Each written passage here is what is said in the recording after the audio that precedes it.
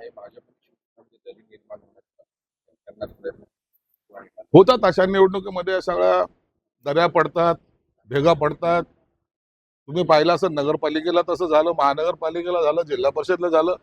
म्हणून कार्यकर्त्याच्या आग्रहासाठी काही वेळेला कॉम्प्रोमाइज न करता ह्या लढाया लढावं लागतं. साहेब, नागपूर संघ कार्यालयाला रेडिएशनची धमकी देण्यात आलेली आहे. पत्राद्वारे निनावी पत्र मिळालेलं आहे. नागपूर कार्यालयाच्या सर्व सुरक्षितता हे केंद्र पाहते, राज्यही पाहते, म्हणून त्यांना धोका असण्याचं काही कारण नाही. राष्ट्रीय स्वयंसेवक संघाचे एक प्रचारक आहेत अटल पांडे म्हणून, ते असं म्हणतात की बाबासाहेबांनी भारतातल्या मुस्लिमांना तेव्हाच पाकिस्तानात पाठवा असं एक विधान केलेलं आहे. कसं काय या विधानाला सत्य आहे का? बाबासाहेबांनी त्यावेळेला जे जे स्टेटमेंट घेतले, ज्या जे त्यांची भूमिका होती, त्या भूमिकेला याच काही राज्यकर्त्यांनी केलेला विरोध आता ते भोगतायत.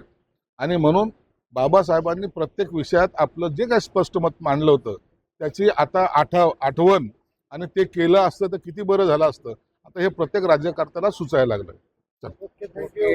चर्चा आहे, काय वाटतंय आपल्याला? त्यांना याची सर्व प्रकारची जाणीव असते, त्यांना सर्व माहिती असतं की उभाटाला संपवण्यासाठी त्यांच्या आतमधले त्यांच्या पक्षाचेच लोक तयार आहेत. म्हणून घरचे दुश्मन त्यांच्यासाठी फार मोठे आहेत, त्यांना इतरची गरज नाही.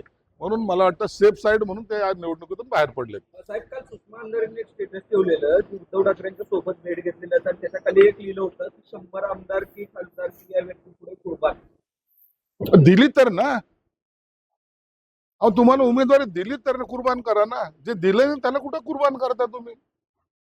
आणखीन फार पल्ला गाठायचा आहे. इतक्या लवकर असे गुडघ्याला भाषण बांधून चालत नसतं पक्षामध्ये. आम्ही 42 वर्षापासून काम करतोय, एक दोन दिवसाचा प्रवास नाहीये. आणि त्याच्यासाठी एकनाथ शिंदे असावं लागतात. या आमच्या बहीण बघा, वाघमारताईला तिच्या स्वप्नात नाही एका मिनिटात उमेदवारी दिली आणि राज्यसभेत पाठवलंय. याला मनाचा मोठेपण मानतात. म्हणून त्यांना शुभेच्छा.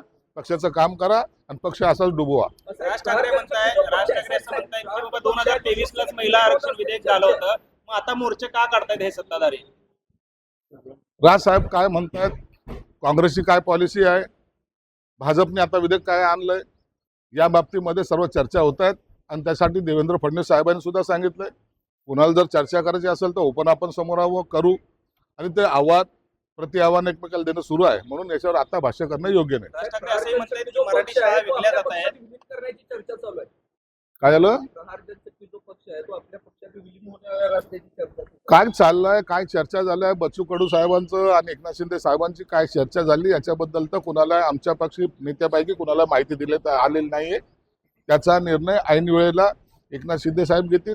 आणि एकनाथ शिंदे साहेब जो निर्णय घेतील मला वाटतं तो पक्षाच्या हिताचा असेल. राज ठाकरे असं पण म्हणतायत की मराठी शाळा ज्या आहेत ते आपले राज्यकर्तेच विकतायत, कारण हा शाळेचा नव्हे जागेचा विषय आहे असं देखील ते म्हटलं. त्यांनी टीका केली. हे बघा, शाळा विकणे किंवा मराठी बंद करणे हा कोणत्याही राजकीय नेत्याचा विषय असू शकत नाही. मराठी ही टिकली पाहिजे, मराठी ही कायम असली पाहिजे. मराठीचं वर्चस्व या मुंबईतच नाही तर महाराष्ट्रात असली पाहिजे. आणि त्या स्वाभिमानाला कोणी ठेच पोहोचवता कामा नये ही सर्वांचीच भूमिका आहे. म्हणून मराठीचा एका पक्षालाच फक्त पुळका आहे आणि आम्ही फक्त हिंदी भाषिक आहोत असं समजण्याचं काही कारण नाही. मराठीसाठी वाटेल तो लढा द्यायला आम्ही सुद्धा तयार आहोत. कशा पद्धतीने मागते शिवसेना वाढते? एकनाथ शिंदे साहेबांच्या नेतृत्वात आम्ही 2024 जी निवडणूक लढली, आपण पाहत असाल त्याचा निकाल. जेवढ्या जागा लढवल्या त्यापैकी आम्ही 80 पैकी 60 जागा जिंकल्या.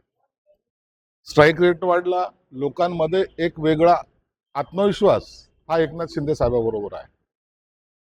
म्हणून या सरकारमध्ये सुद्धा उपमुख्यमंत्री असतानाही एकनाथ शिंदे साहेब ज्या ज्या ठिकाणी जातात त्या ठिकाणचा कार्यकर्त्याचा सर्व संच हा त्यांच्याकडे आकर्षित होतो. कोणत्याही जाती धर्माचा असो तो त्यांच्याकडे जातो. आणि म्हणून आता हे परिवर्तनाची जी काही लाट सुरू झालेली आहे त्याचाच परिणाम आहे. अनेक मान्यवर मागे आपल्याला सांगितलं की आम्हाला ऑपरेशन टायगर करण्याची गरज नाहीये, आमच्याकडेच एवढे प्रवेश होत आहेत रोज की आम्ही त्या प्रवेशाला वेळ देऊ शकत नाही अशी आमची अवस्था आहे. म्हणून कार्यकर्ता हा आमच्याकडे येतोय, त्याच्या मर्जीने येतोय. आणि त्याचा परिणाम हे आता आज उद्याच्या विधान परिषदेमध्ये सुद्धा तुम्हाला पाहायला मिळेल. बच्चू येथील स्वागत असणार आहे त्यांचं. त्या संदर्भामध्ये आतापर्यंत तरी एकनाथ शिंदे साहेबांचं जे काही निर्णय घेण्याचा टायमिंग असतो तो टायमिंगनुसार ते निर्णय घेतील. मला वाटतं 11-12 वाजेपर्यंत त्या संदर्भामध्ये निर्णय सुद्धा होईल. अंबादास दानवेंना ठाकरे गटाकडून उमेदवारी दिलेली आहे, त्यामुळे कुठेतरी सुषमा अंधारे ज्या आहेत त्या नाराज असल्याच्या चर्चा आहेत, तर दुसरीकडे काँग्रेस पण उमेदवार देते. महाविकास आघाडीमध्ये बिघाडी म्हणावं लागेल. नाही, महाविकास आघाडी हे एकत्र नाहीच आहेत. त्यांच्यामध्ये कधी एक वाक्यता नव्हती. पण आता कुणाला उमेदवारी दिली आणि कोण नाराज आहे यापेक्षा आता तो पक्ष कुठे आहे आता तो शोधावा लागणार आहे. काँग्रेसने पहिल्यापासून त्यांची भूमिका ही स्पष्टपणे मांडली होती. त्यांनी एवढं कॉम्प्रोमाइज यासाठी केलं होतं की त्यांना राज्यसभेच्या वेळेला सुद्धा त्यांनी कॉम्प्रोमाइज केलं. शरद पवार साहेब आहेत म्हणून त्यांनी कॉम्प्रोमाइज केलं. आताही त्यांनी विधान परिषदेला जर उद्धव ठाकरे असतील तर आम्ही कॉम्प्रोमाइज करू असं स्पष्ट स्टेटमेंट दिलं होतं. परंतु त्यांना तो उमेदवार डिक्लेअर होईपर्यंत कोणत्याही प्रकारची सूचना सुद्धा देण्यात आली नाही.